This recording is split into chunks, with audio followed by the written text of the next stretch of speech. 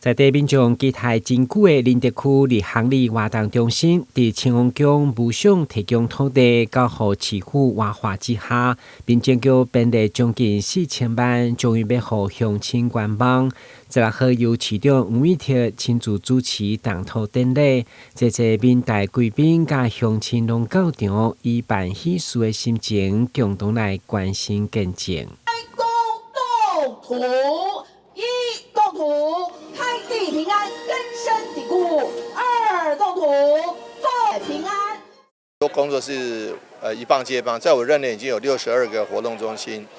来兴建了所以说这个部分我们已经尽了我们最大的努力，尤其在我们财政还相对困窘的情况下，在这7年多盖了60个，平均1年大概盖10个。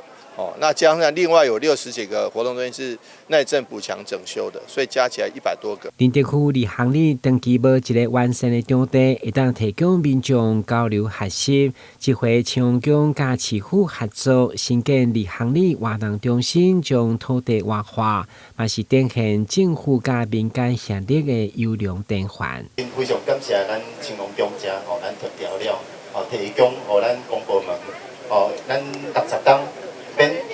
无偿提供使用啦，会当互咱来去这个活动中心，佮加上这个有权的部分当然真侪经费，所以咱这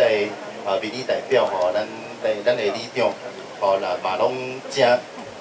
支持、真小听你，咱咧争取这个经费林德离行李活动中心规划新建1楼，伫动土以后，预计伫116年5月完工。台南新闻军集采访报道。